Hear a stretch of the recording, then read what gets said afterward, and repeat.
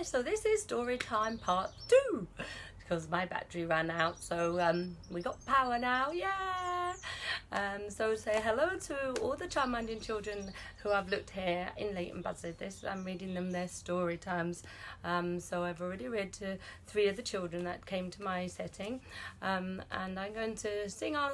This is how I do story time, and it goes: story time, it's story time. It's time to read a story, it's story time.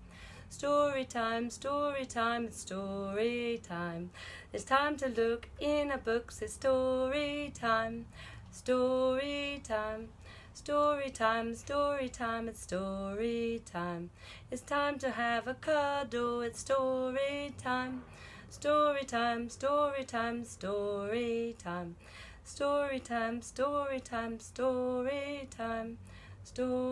time. So when I sing that song, the children are finishing what they're doing and playing with, and then they're getting a book and choosing a book themselves, and I'll read them a story during their mid-morning fruit time, or just before they have a nap in the afternoon after lunchtime, and they get to choose the books, and then I'll read them, and then they'll have these little books like this, and it's great for the little children to have a little book to hold in their hand and pick up and drop and point to and turn pages while I'm holding the big book and I'm reading them their story.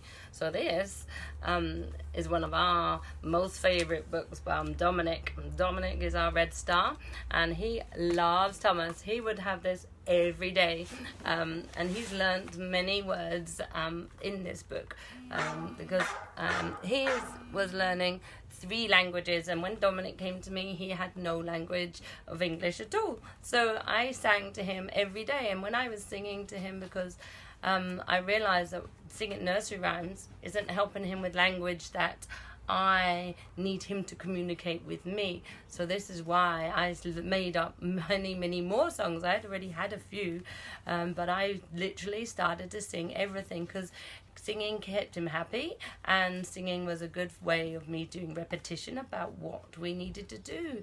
One of my favourite ones I've recently taught him is I need a wee. Now, I need a wee is such a funny thing for children to say. It's like, well, this is my eye.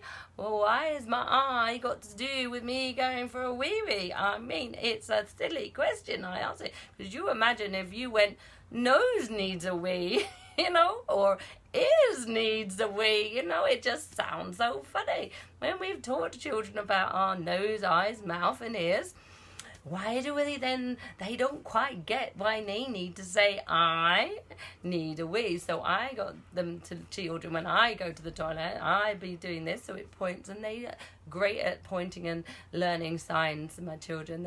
So we go, I need a wee, I need a wee, I need a poo, I need a poo. So you get the point. The children then can point and say it with me, because it's more fun to do sounds and make silly voices and join in that way. So this is why I write lots of stories and songs for kids. So now I'm going to read this story for Thomas, for Dominic. So here we are, and we look in the book, and I go, look in the book. What can you see? Look in the book. Can you point for me? So we got our fingers and we're going to point, and then the children, I'll ask them to point to something. I'll say, who can point to the cat?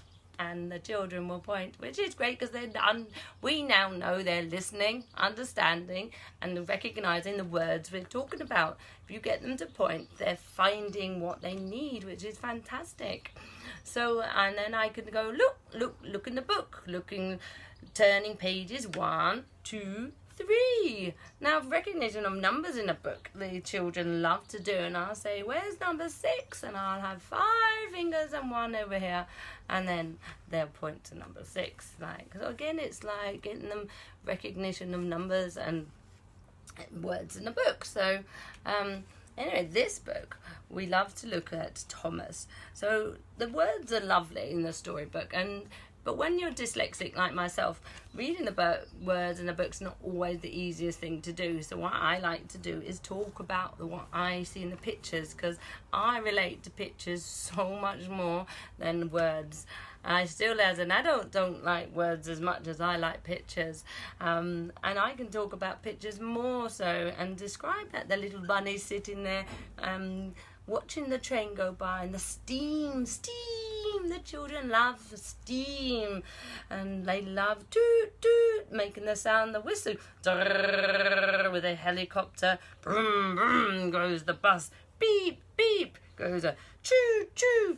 The children love those sounds that we make, and giving each object a sound will encourage your child to speak more words, because they're making different movements with their mouths. And it's more fun and easier for them to go ch-ch-ch-ch-ch than say the word train. So, and the helicopter is a massive word, but going is so much easier. But again, it gets them to start to use different parts of their mouth. So if you have a child who's struggling with learning to talk, just make lots of sounds for lots of things. Ding goes a bell, ding ding ding ding ding ding ding. Repeat it, and hopefully they'll make more words and sounds with you. For the train, brum brum.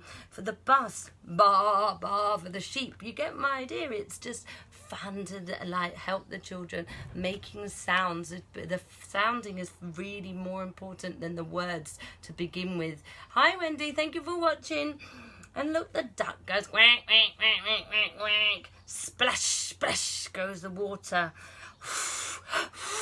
Blowing the hot water. So this is the type of thing I teach the children when I'm looking in books. Bang bang bang goes the box on the floor.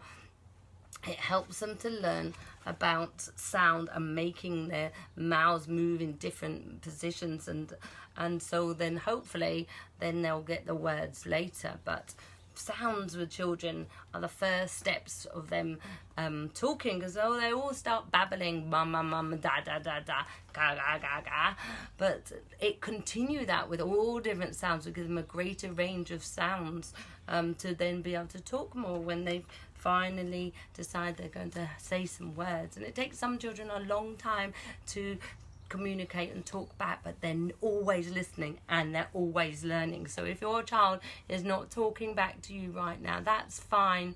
They will come, and all children, some they take a lot longer than others, but that's like with everything they learn. Some are great at potty training, some are great at running, some are great at talking, some are great at drawing, they all have different areas that they're good at, and that's great. You know, we're all individual and we all do something different, which is fantastic. So this is a book especially for Penelope, who I just mentioned, that she loves a touchy-feely book. She's our purple star. She will get out all of these and she loves them all. These are one of my favourite books too, because they're touchy-feely and they are about everything and anything, but it's such a very quite simple concept.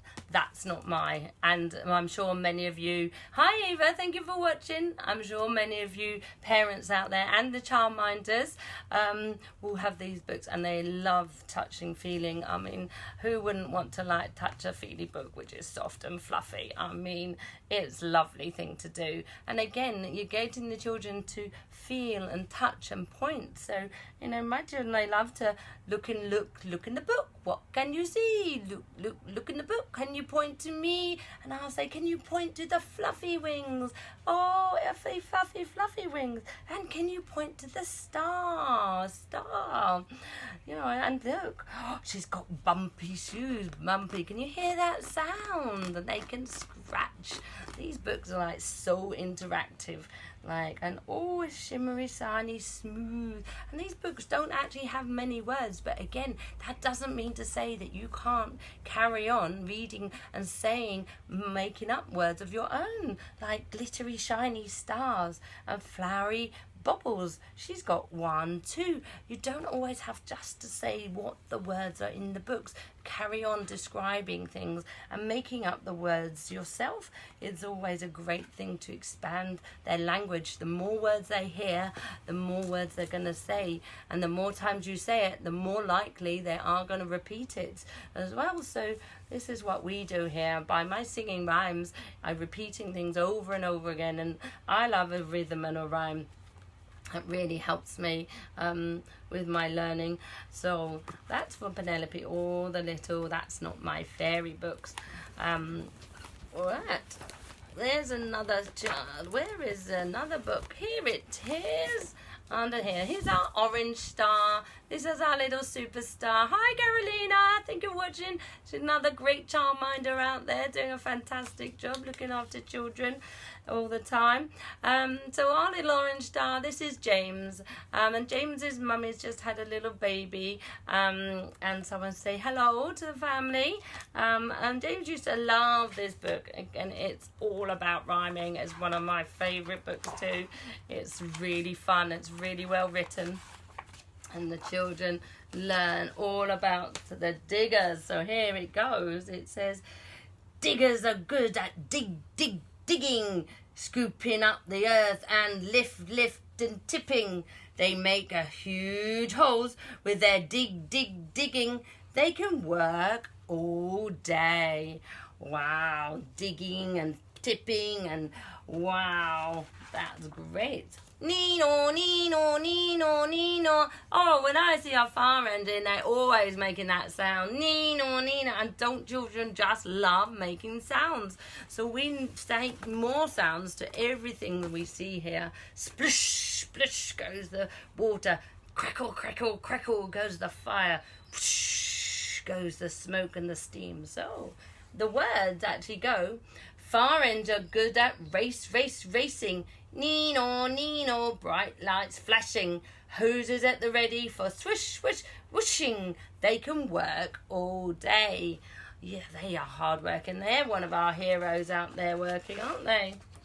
The tractors. Now, this is another hero who's working out there at the moment. All the farmers. We must thank all the farmers who are working out there in lockdown world, who are doing a great job making sure we get all our food still to the supermarkets. There wouldn't be any food without the farmers, you know. So the tractors are good at pulling, ploughing up the fields with the squelch, squelch, squelching. Round go the wheels, see the mud flying. They can work all day, and they're working hard in lockdown world. There. Oh, look, our rubbish trucks. Grab, grab, grab, grab, grab, grab. So here is our rubbish waste t-shirt for our waste hero that we sung about this week. And this one, we need the rubbish workers to keep lockdown world all nice and tidy, don't we? So the rubbish trucks are good at gobbling, crunching messy rubbish bags, squelching and squashing. Busy rubbish eaters always gobbling. They can work all day. Cranes. So they're builders. Some of them are still constructing most important things at the moment. There was a new hospital built for emergency, all those people who needed extra help in the hospitals. So the builders, thank you builders for working. The cranes are good at lifting. Go up the bricks to the top of the buildings. Down comes the pipes, very slowly spinning. They can work all day.